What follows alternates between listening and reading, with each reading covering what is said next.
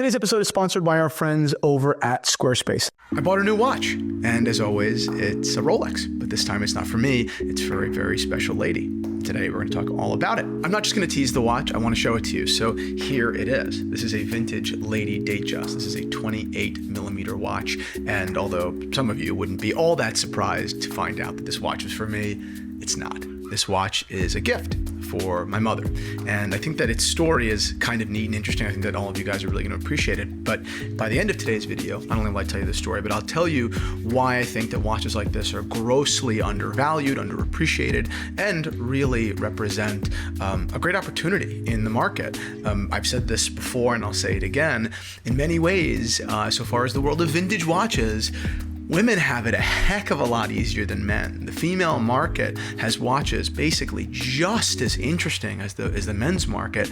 Really, oftentimes one-to-ones, right? A lot of these big brands from Rolex, Audemars Piguet, Patek Philippe made the greatest watches that they ever made for both sexes. But because the female collector market just is not as aggressive as the male collector market, those values have remained really, really low, right? I think this is a really great example. This is a Rolex Stella dial, again, 28mm. 18 karat yellow gold. This watch is in many ways, or essentially, identical to any number of, men's Stella dials. But the prices couldn't be more different. If this was a man's watch, you'd be looking at, into the 30s and 40s and, $50,000, depending on condition and color and different things like that. Some Stella dials are, hundreds of thousands of dollars. It's really wild, right? But because it's a lady's watch, they're a fraction of the cost. Now, they're certainly not cheap by any means. It's still several $1,000s on a totally antiquated piece of technology, but it's relatively speaking to the men's world. You'll be able to walk into the world of precious metal, Rolex, Stella Dial Rolex, and I'll explain to you what that means in a second. Stella Dial, what does that mean? And what's the significance of it for a fraction? Okay, so now let's go back a little bit into history. I'll give you guys a little bit of a recap on what Stella means and why it's so significant, and why these watches are so weird, and yet why they make so much sense in the Rolex history. Before I get into my little story about why this watch was purchased. So, in the 1960s and 70s, Rolex was always a very experimental company. People don't really realize that. We think about mass-produced luxury. It's kind of what Rolex gets a rap for. That really don't push any boundaries of design. Now, I'm not saying that's always true, but that is generally what Rolex is most known for by the masses, right? It's known for the Submariner, it's known for the GMT, it's known for making hundreds of thousands, really over 1 million watches a year and being widely recognizable, but it's still very, it's mass produced, unlike Patek Philippe or F. Journe, and you get smaller and smaller and smaller, right, into really, nuanced brands with a lot of different detailing and a lack of scale, right? So everything is kind of different, and you have input from clients, right? That's not Rolex. Rolex is kind of cookie cutter and predictable. It could be a good thing, but that's kind of what they are.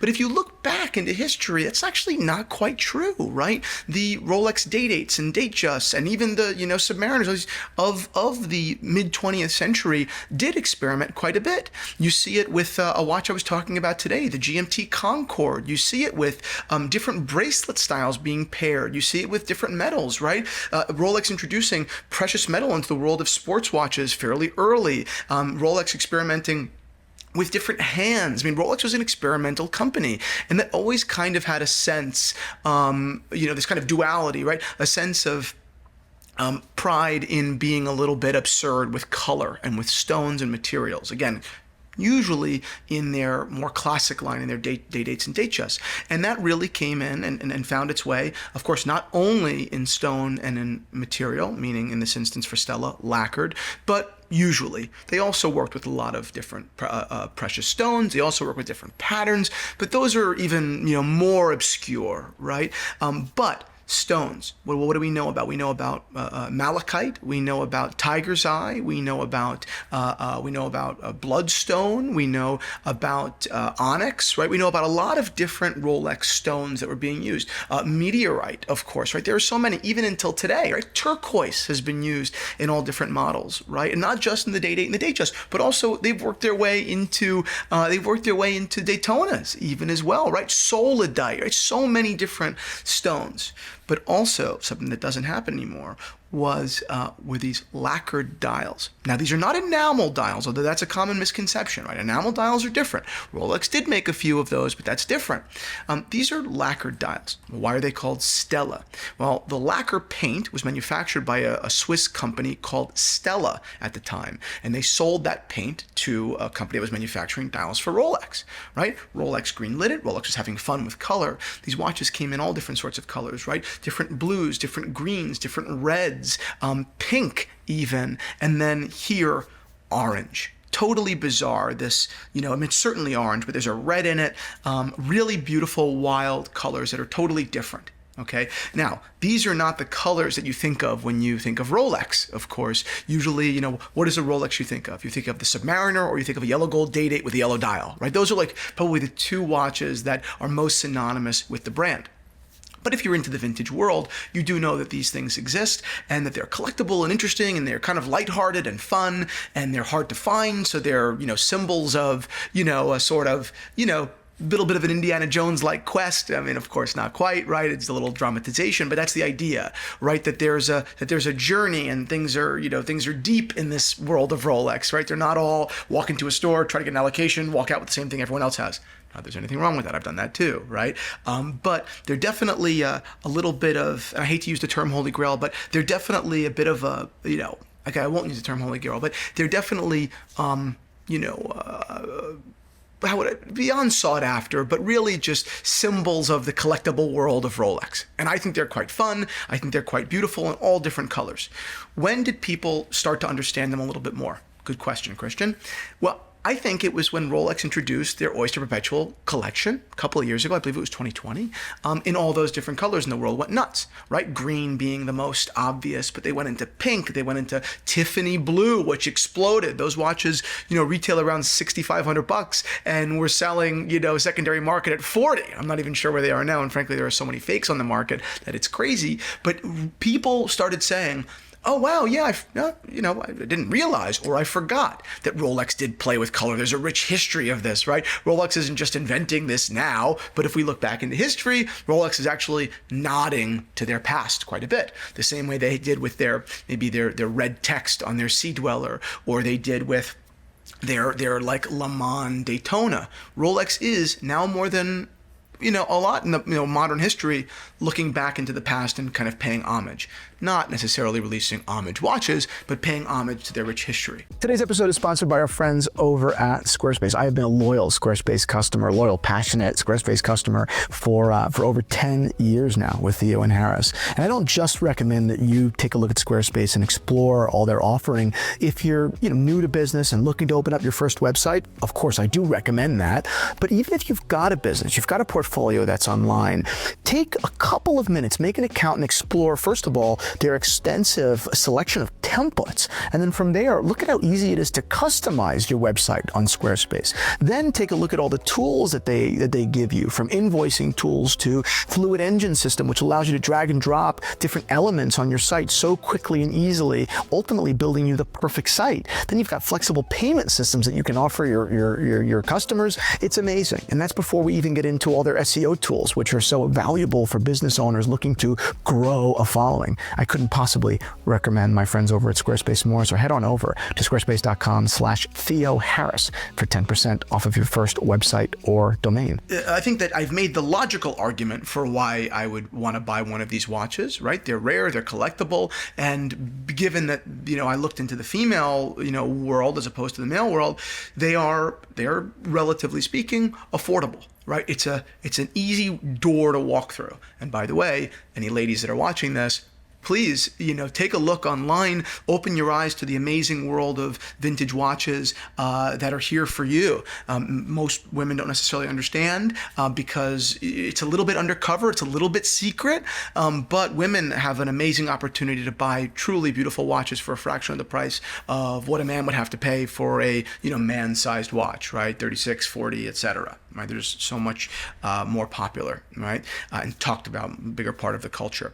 But I mean, I think that we can all agree, if we're on this channel, it's just so lovely when you see a lovely young woman wearing, or lovely woman of any age, of course, wearing a beautiful watch, a Cartier Tank, maybe a little Ladies Datejust, a Panthère, of course, you know, Cartier always comes to mind, right? There are so many different models that look lovely, and I think that everyone should go look it up. Even Royal Oaks, right? Female Royal Oaks are beautiful. They're small, they're petite. They really embody that idea, that genta idea of the juxtaposition of kind of delicate elegance with industrial design. I think that ladies' Royal Oaks are actually often better than men's Royal Oaks, to be honest with you, and they come in so many variations that you can get them between $5,000 and $10,000. It's crazy. Okay, well, let's say $6,500 and $10,000, depending on variation. So, why did I buy it? Beyond the logical, right? Beyond the logical argument I've just laid out, why would I buy this watch? Well, I bought my mom a 28mm ladies Datejust not so long ago, probably about maybe a year and a half ago. I think I gifted it to her. And I gifted it to her with a string attached. And the string attached was that it's not her watch. She is just the caretaker of this watch from now until one day, hopefully, I have children, and hopefully, you know, a girl, right, a daughter at some point. And I asked my mom to give this watch to this daughter at a point that she thinks it's appropriate, with another string that it should be while, you know, she's alive. I don't want my mom, right, passing this watch down posthumously. I want her to see her granddaughter enjoy it and wear it, and you know, while she's alive. Right? And, you know, she doesn't, I'm sure I'll bring it up at some point over a glass of wine, I'm sure, just to pat myself on the back. But you don't have to tell her it's from me. It's not from me, it's from you, right? I'm giving this to you so that you give it to her, and that hopefully could create a special thing. I'll do this multiple times. I'd love to do this with my dad. I'd love to do this with my mom again, right? If there are multiple children, right? You want to kind of prepare yourself to not start a problem of jealousy or anything like that. That's the opposite of what we're trying to do. But I gave my mom this watch with a presidential bracelet about a year and a half ago. And I love the black onyx Lady Datejust. I think it's elegant. I think it's amazing. I think it's absolutely beautiful. But I know my mom loves it and has never said anything about it. But I know I've showed her colorful dials, stone dials, Stella dials, and I've gauged her interest in the past because I know that while the onyx is incredible, I know that this would be even more my mom, right? The color, the, you know, kind of loud, you know, the loudness, you know, I know that's very my mom.